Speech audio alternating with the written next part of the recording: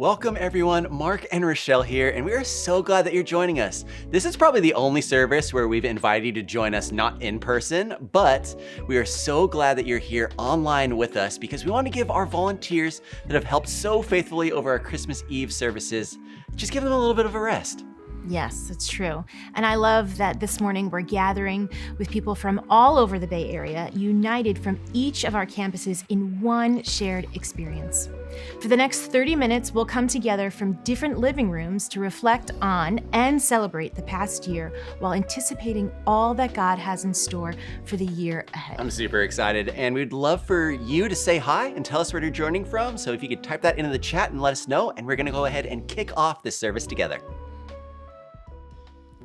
Menlo Church, we hope you're doing well. We're so happy that we get to be here all together. I know that we are in different living rooms across the Bay Area, but we get to be here together online for this one Sunday. If you are hanging out with family and they're watching it, or you're seeing somewhere this online for the first time, we are so happy that you're with us. Today we're going to sing and worship together and reflect on what a great year this has been for our church. So we hope you can join us as we worship our God together.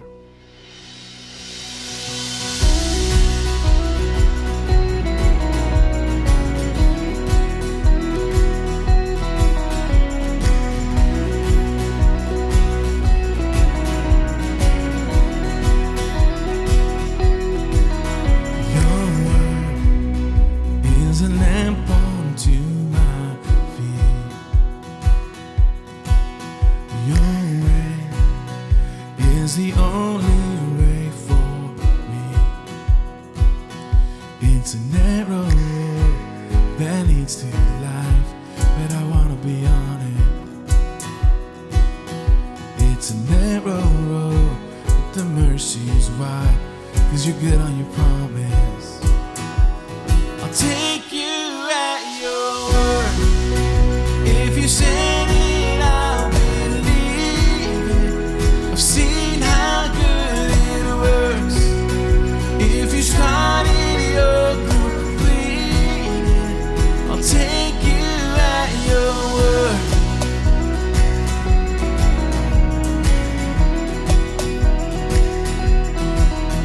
You spoke and the chaos fell in line. I know, because I've seen it in my life. It's a narrow road that leads to life, but I wanna be on it. It's a narrow road and the tide is high, but you part the waters. I'll take you at your word. If you said it, I'll believe it. I've seen how good it works. If you started, you'll complete it. I'll take you at your word. If you said it, I'll believe it. I've seen how good it works. If you started, you'll complete it. I'll take you at your word.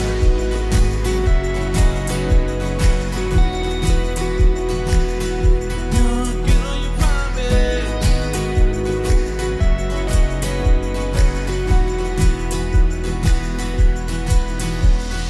You said your love will never give up. You said your grace is always enough. You said your heart will never forget or forsake me. You said I'm saved, you called me yours. You said my future's full of your hope. You never fail, so I know that you'll never fail me. 'Cause you said your love will never give up. You said your grace is always enough. You said your heart will never forget or forsake me. You said I'm saved, you call me yours. You said my future's full of your hope. You never fail, so I know that you'll never fail me.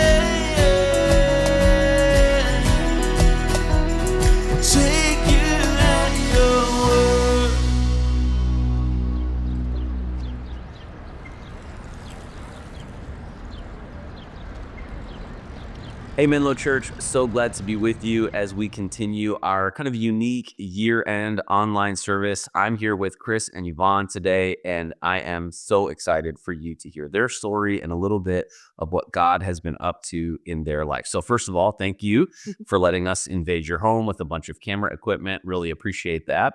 But if people have never met you, maybe give them a sense of who are you, how long you've been at Menlo, how long have you guys been married? I'm assuming based on how old you are, just a couple years, newlyweds. But give us a sense for people that maybe don't know you of an introduction. Sure. So we've been married about 28 years. We have 4 kids. We have a girl and 3 boys. Our middle kids are identical twins. And the 3 older ones are in college. So yes, it's been an interesting path, and just watching them grow up. Yeah.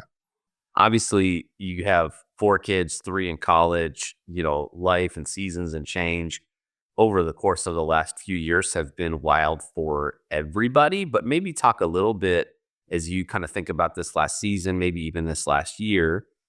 What have those key transitions been, and what's that been like to experience as a best family? I think it's the realization that with 4 kids, you parent them 4 different ways. They communicate 4 different ways. You're disciplined 4 different ways. And for us, it's that learning where, as a parent, every time you get used to one phase of parenting, you think you've kind of stamped that mark, and then you have to relearn everything all new again. And so for us, that was compressed in this kind of high school / college phase. It was a challenge. And looking back on it now, we've certainly learned a lot.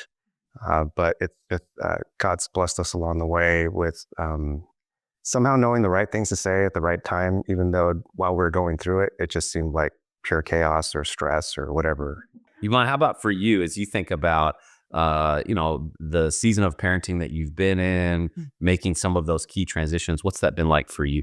Well, this past year was especially crazy with the twins just applying for college, not getting in where they thought they would or where they thought they wanted to, and then finally ending up in, just the right place for them. So I think, like a friend said to us, college is like a parking space. You just need one. And they really landed where they are thriving and where they really feel like they belong. If you were talking to maybe a junior in high school or a senior in high school who heard you say that, and they're like, easy for you to say, what encouragement might you give them in the midst of like applying or waiting for responses, or maybe still waiting for that one parking spot to open up? Yeah, it's hard to just keep hoping and praying and knowing that God has a place for you. Because literally one of our boys didn't hear until the very last college. He did not get into any place until the very last, chance that he had to make it into a California school, which he really wanted to stay in the state. So, yeah. Wow. Yeah. Wow. So even if that's you right now and you're like, I'm not sure, keep trusting, keep believing. There is a path forward. And, I think we get fixated on what that has to be, right? But to hear that story is hopefully encouraging. Have there been any parts of it in the last year that you would say, hey, this has been uniquely stretching for us and we're navigating and kind of still in the process of learning how to adjust in this season? Yeah, I think, just teenage years, right? They're not easy. So a lot of times you're dealing with the emotions, the mental toll, the school pressures, everything. And that's why I'm truly thankful for, I have some brothers in Menlo, right? That people you can phone 24/7. And it just seems that the opportune times that I would get a text message that said, hey, brother, I'm praying for you. And I just want you to know that when thinking about you, that was probably a regular occurrence throughout, and it was just God's timing. But to have that network of brothers and sisters that you knew were praying for you, and to get through and provide wisdom, because as a parent, I can't, this, like, you sit there and you're like, I don't know what to do. I don't know what to say. I don't know how to navigate this. But yet, through the passage of time and tripping a few times yourselves, you just kind of bring the kids along the way. And like Yvonne said, it's just rewarding to look back now and to see them kind of blossoming is a new phase of life for us. We're still going through it, and I don't want to at least give any impression that we're done, we're finished, and we wrote the book. But it's I think for the parents out there going through the preteen and teen years, as someone who is just kind of looking back now, it's a joyful kind of blessing to look at how God kind of has shaped us and pushed us along the way to get us through that. So if you were to talk to somebody that maybe is going through a really discouraging time, maybe you roll back a few years and you think about facing some of that uncertainty yourself, and you're going, well, I hope somebody texts me, or I hope I find the right book, or I hope my son or daughter figures this out. And they're in the midst of, maybe even it's career oriented. They just don't know how they're going to get through what they're going through. In a lot of ways, you all are on the other side of a bunch of that. But what might you kind of encourage your younger self with? Because there's some younger yous that are watching this right now. How much you encourage them that there is still hope ahead, even if they can't feel it right now? I think for me, it's getting past the pride of not wanting to ask for help. Because when you do, it's really opens the door for your friends to minister to you, right? And we all want to pretend that life is great, and marriage is great, and kids are great, parenting's great. But at the end of the day, what we do know is that everyone that we walk around with, and I used to tell people I worked with this all the time, is just assume everyone is hurting in some way, shape, or form, and we're just all really good at covering it up. But when you find those key people, maybe it's a life group, maybe it's your trusted friends, and you open that door for help, something amazing happens when they can sit down with you and just, in a sense, sit in the mud with you. And that taught me that when it became my turn to do the same for another friend, that it wasn't about giving advice or giving the right answers. It was about sitting in the mud with him and just kind of traveling that path with him. And so it was a learning experience as well. That's a good word. Chris, obviously, over the course of the last season, you've had some professional changes as well. So if people don't know any of that or know you, if you wouldn't mind, maybe give us a sense or a look into kind of that part of your story as well. Sure. So I spent almost 3 decades at the Mountain View Police Department. So, hey, Mountain View campus. And it was my calling. I knew since I was a kid that I wanted to be a police officer. And a few years ago, as I was in my second year as a police chief, the sheriff at the San Mateo County Sheriff's Office offered me a job as their number 2. So after a lot of prayer consideration, I kind of left the family that I knew and moved over to the sheriff's office. But after a year and a half there, I kind of noticed it wasn't the right fit. So professionally, I kind of had to make a decision about kind of stepping out into the unknown of retired life. And I joke about retired. It's not really retired. It's more like a transition into consultant, change of life, working from home. But that has been an interesting journey, just kind of relearning so many new things that I had taken for granted in a career that was everything that I knew at that point. I wonder for you as a person and for your family, how has kind of that transition from a career in law enforcement to like work from home consult, like how has this change been felt? I'm sure that there are probably ups and downs, but any look in you guys can give us on how that's felt? It takes time to switch that off, to beat that feeling of being on call. And I remember Yvonne kind of pulling me aside about a month into retirement, where she goes, you're retired, right? And I thought, oh, okay. So right at that minute, I went into my schedule and blocked out every Wednesday. And so from now on, Wednesday's date day. It's interesting because you get into this work mindset for so long that that's all you know, and to take a step back and transition back into almost like a dating and just having fun and enjoying a place without the benefit of having the pressure of time, and you always have to be at a moment's notice being whisked away somewhere. What you're describing, we can all feel. And even if you're not, like if for you go, I'm decades away from retirement. I think the rhythm of a Wednesday for you all, or rhythm of however people create it, is so important to just remind our soul that like that pace is not the pace we're always designed to run at. If you were to think about, you've experienced this change over the last, year and several years professionally, and you were to project forward, what are you hoping or praying personally as a couple or as a family you get to see or experience? What are you saying, God, this is where we would love for you to show up? Is it more of the same? Is it something different? What are you hoping for in the year to come?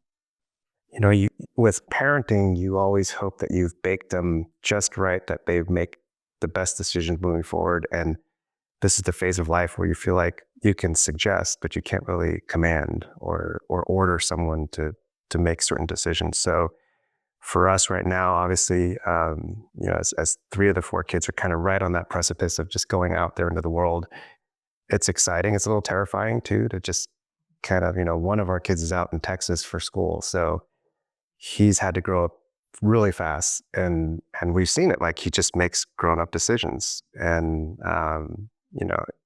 for us, that's just this kind of, you could put it by faith.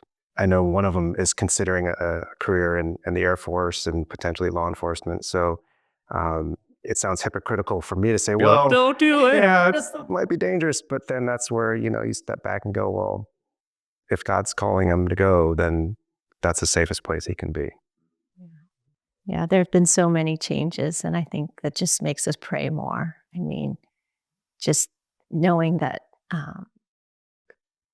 God's the one that's with them all the time, that we can't be there physically, but I mean, they can just count on God to take care of them and to lead them and to make the right decisions. I really appreciate you guys being willing to give us a look into the season that you're in. And I think, Kristen, you and I have interacted multiple times. I think if you don't know this family, you guys are so understated, like just low key, you'd never know. But you guys are a force of faith at Menlo, and we are so tremendously thankful for you. And a story like yours can give people a lot of hope who are going through something right now that they don't see the finish line for. So thanks for being faithful. Thanks for trusting God in the middle of all of this. And thanks for inviting us into your home to talk about it. Thank you. Of course. Thanks so much, Menlo. Thanks for joining us. God bless you. See you soon.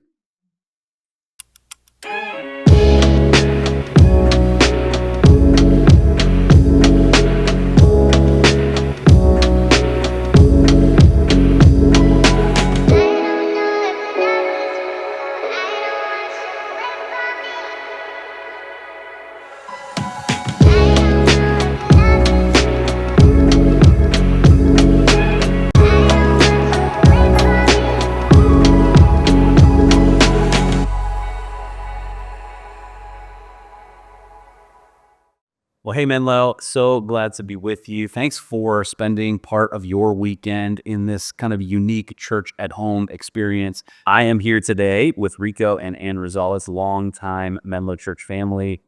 So thanks so much for welcoming us in your home and all of our stuff as well. Really appreciate that.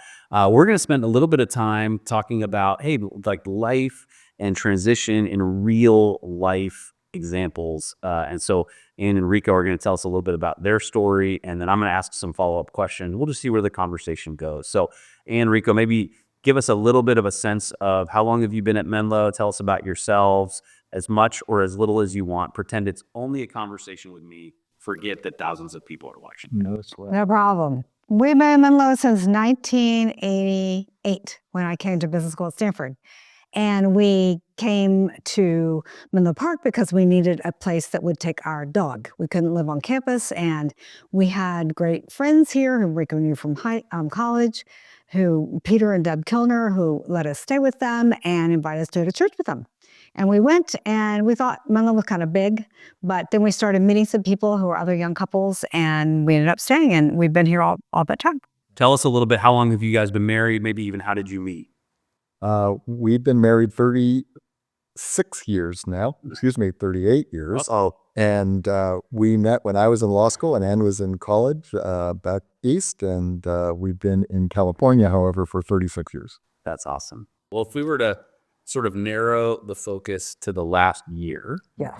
what are some surprises in the season that you're in where you'd say, man, God has really shown up in a unique way in our relationship or in our life circumstances, or even sort of this renewal or understanding of your purpose outside of work or outside of maybe the season that you were in of, full-time caretaker at, like, what have been some surprising blessings that you've discovered in the last year?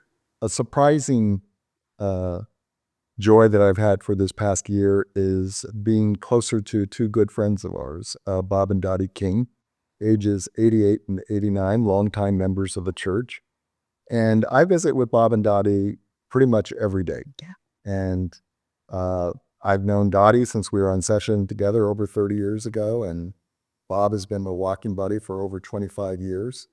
And We've traveled a lot with them. yeah, we've traveled with them, and it's been a real blessing for me and really given me a lot of purpose as well to walk alongside of them at this stage of their life. And it's brought me a lot of joy, and I think it's brought them a lot of joy as well. Yeah, that's great. How about for you, Ann?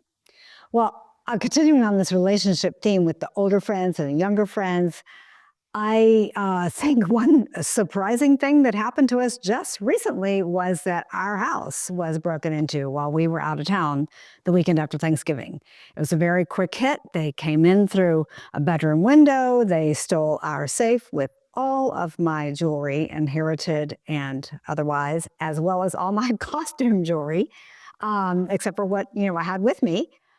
And, the surprising part of all of this was that it just hasn't bothered us very much. And instead of feeling violated and devastated and down in the dumps about all of this, we really feel like, people are what matter. And that stuff is just stuff. It's been a real gift from God, I think, that neither of us has felt particularly downcast. And me in particular, because I didn't even take his fake Rolex watch. It took nothing from him.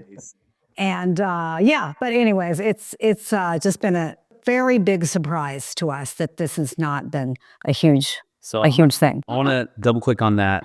You talked about how you've experienced losing things now, which is amazing. And I think that's probably not just because you're Ann, but because you're Ann in this season of life. So if you could go give advice to 25-year-old Ann, and there are some 25-year-old Anns and Andrews that are joining us today, what advice might you give them as you think about like living open-handed with stuff that was your stuff and then all of a sudden is gone? Right. What advice might you give someone else? Yeah, it does. I mean, you've worked really hard. You've bought this thing for yourself, or you've given a loved one something, and then it gets taken. It's like, what does that mean? And I think it's easy to kind of just say, oh, well, you just have to live open-handed with all of your things, and they're just yours temporarily. But I didn't actually care about the items that were lost. I cared about the people who gave those things to me. I wanted to give my daughter the earrings that I wore at her wedding. I was hoping to give them to her, and frankly, she probably she wouldn't like them anyway. To me, it would have been special. And so that's what mattered to me. And I was like, guess what? I don't have that stuff anymore, but I've got those memories, and those people are still in my life, or else they're loved ones who are now with Jesus. And that's the important part of it. Yeah. That's what matters. Well, I've got maybe one more question that I'd love to ask. And that is, if you were thinking about this next year, over the course of the next 12 months, if you are praying for, this is how I hope God shows up, this is what I hope will happen in the next 12 months, how much you answer that question? I would like to be introduced to even more people, right? I feel as if the last 40 years have been so all-consuming with work, right? And while I have wanted to profess that my identity is really as a believer and someone charged to bring others to Christ, I think I did a pretty lousy job for it when I was, working as hard as I did.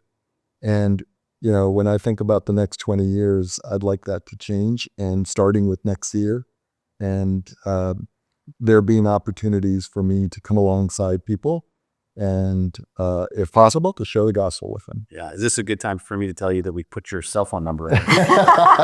Sunscreen. Call me. That's great. Yeah, I think that's a good word. Maybe as a follow-up to you, just to think about for that person who's, somebody that, young professional woman, young professional guy, their peak career right now, they're hearing what you just said, and they're like, what he's describing is me. And they're wondering, do I have to wait till I retire to invest in those relationships, to know people, to have the discoveries that you're having right now? What advice might you give to that mid-career person asking that kind of question? We have always been blessed by being surrounded by people in small groups through our young couples group at Menlo Church when we first moved here in 1988. And the small group that Ann and I are a part of, in addition to the young couples group that we host, has been together for over 20 years. And our group is called You People, because it's like, hey, we're each other's people, right? And so find somebody. That's the advice, even if you're busy. And by the way, everybody in that group is busy, but find somebody, find some way to connect with another person, another group, whatever, to travel this season of life with, and do it as best you can, because you'll get more than you give. All right, and you've had some time to think about it. Right, yeah, hopefully. No, I think that the younger version of me was very involved in the community. I had a lot of relationships. I did things with people at school, other moms, etc. And, now that the kids are gone, I'm back to this idea of purpose. I'm looking for the common thread to say, oh, this is what I do, or this is what unites all of that. That's the kind of thing that I think is also relevant for women of different ages is, I'm spending a lot of time taking care of the kids now. I know that that's like a good thing to do, but like where is the where in that? Where is the what? And that's, that can be hard. Yeah. Well, and I think whether your mid-career is mid-career with kids at home, or mid-career high-powered attorney, or mid-career with in your career and with kids, which is insane. I mean, I think there's a good word to say, wherever I am, let me be all there. And this idea of bifurcation that I think sometimes happens, it's like, well, I can't do this at work, or I can't do this with my kids. I have to come up with something more. And what if God is simply saying, no, like I've placed you with the people that are around you in the season that you're in. It's okay for that to be enough, because you're enough and I'm with you in the middle. Right. So I think that's a great word. Well, I really appreciate the conversation. I know that there are going to be people where they're going to hear this and they go, wow, I'm not fully gone. Like I hear pieces of myself in Ann and Rico, and they're not perfect, but they've weathered some of the storms I feel like I'm in right now. So thanks for that gift. Thanks for letting us come and invade your home. And I hope for you, as you've invested a few minutes in, there's a way that you're thinking about the next year, not just in terms of some New Year's resolutions that, by the way, statistically, you will have given up on in just a few weeks anyway, but in terms of New Year rhythms that you're committing to for the kind of hope and really commitments that we've talked about today. So from Menlo Church to you, Happy New Year, and we will see you again next weekend. God bless. Happy New Year.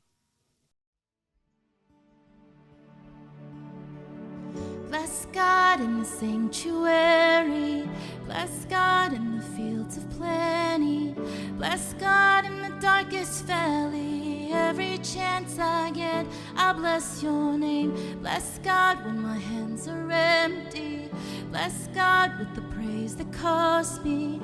Bless God when nobody's watching. Every chance I get, I bless your name. Bless God when nothing's forming. Bless God when the walls are falling. Bless God 'cause He goes before me. Every chance I get, I bless your name. Bless God for He holds the victory. Bless God for He's always with me.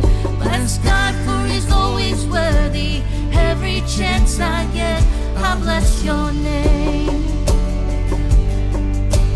Every chance I get, I bless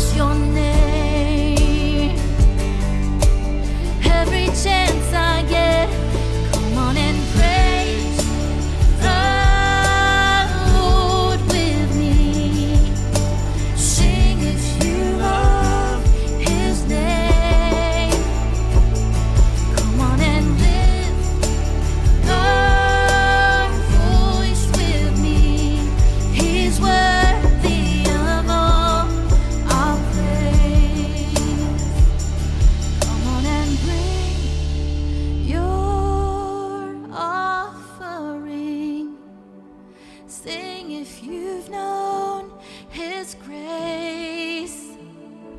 Come on and lift up your holy hands.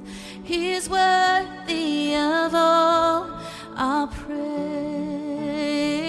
Yes, He's worthy of all our praise.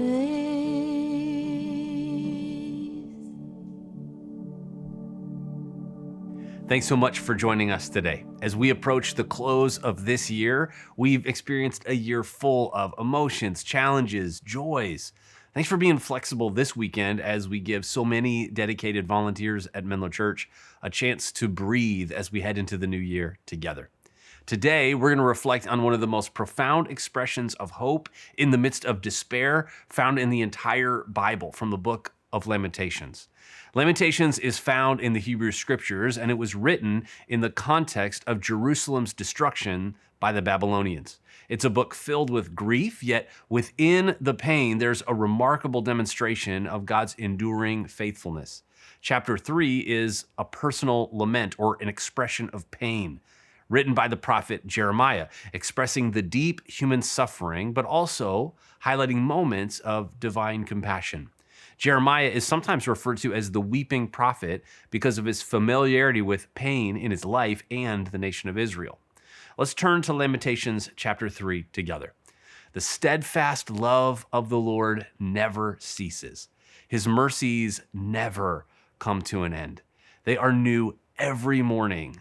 Great is your faithfulness. Imagine the scene.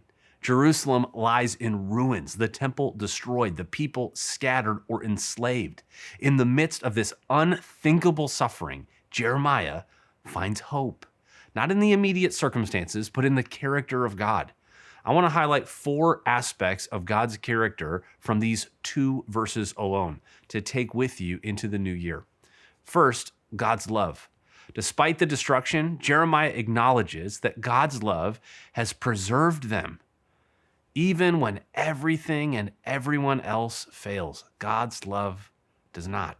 It's this love that prevents us from being consumed by our trials as well. Next is the expression of God's endless compassion. His compassion never fails. No matter how dark the night, God's compassion is fresh every morning. This isn't just about surviving, it's about thriving in God's new mercies every single day, because you live in anticipation that the reservoir of hope in you is being refilled day by day. Speaking of that, third, we see God's daily renewal. New every morning, it speaks to a life of daily renewal. Every day is a new opportunity to experience God's grace, to start again, to find strength where it may feel depleted from the day before. And finally, God's faithfulness. Great is your faithfulness. In a world where everything can change, God's faithfulness remains consistent. This is our anchor, our hope. For some of you, this year has brought unthinkable change in your life, and you are still trying to come to grips with the implications of the change. For others, it's about the unsustainable pace that you know is waiting for you back at the office, in the classroom, or around the kitchen table. What we find in Jeremiah is that there is hope for change, and we can ask for help from God and people without fear of letting God down. As we reflect on our year, we might see moments of darkness, of loss, or of pain, but like Jeremiah, we can also see where God's love has sustained us if we look, where his compassion has been new every morning, guiding us through. Maybe you faced personal losses, health issues, uncertainties, yet here you are.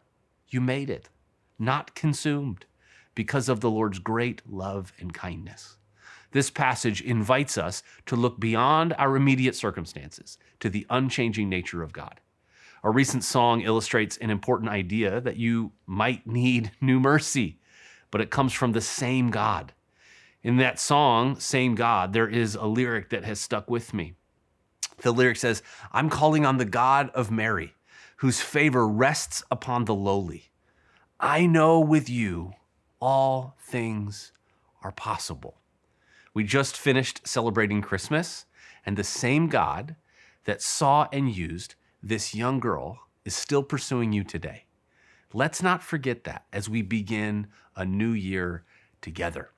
As we remember the good news of Jesus that is epitomized in this helpless baby 2,000 years ago, coming to live a perfect life on your behalf, die the death that we all deserve, come back from the grave, and ultimately ascend to the heavens, where you and I join God in this kingdom work. So no matter what the last year's looked like, not only is the mercy new every morning, it's new every year. So no matter what 2024 has looked like for you, let's pray together for what God has for us in 2025.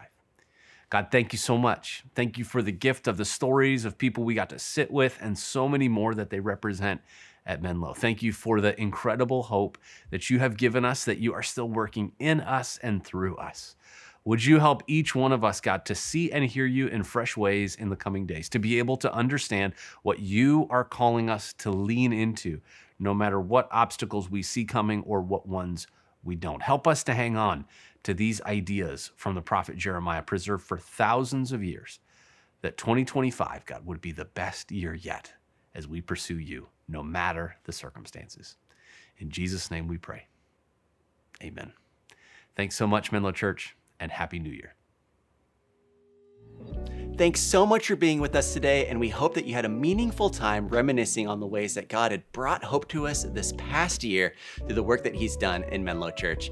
We cannot wait to see what 2025 brings and hope for you to make Menlo part of your next year. Join us next week as we kick off our new series, Startup Faith. Together, we'll imagine a world filled with more hope than heartache. Each week, we'll explore the parallels between the early church's growth and the modern-day startup world, discovering what unfolds when someone says yes to a life of faith. So please do not miss it. Don't miss it. We are so excited for that. So thanks again for joining us today. And if you need any prayer or encouragement this week, you can reach out to our online team at 650-600-0402. Have a wonderful week, and we will see you in person or online for the first service of 2025. Yes.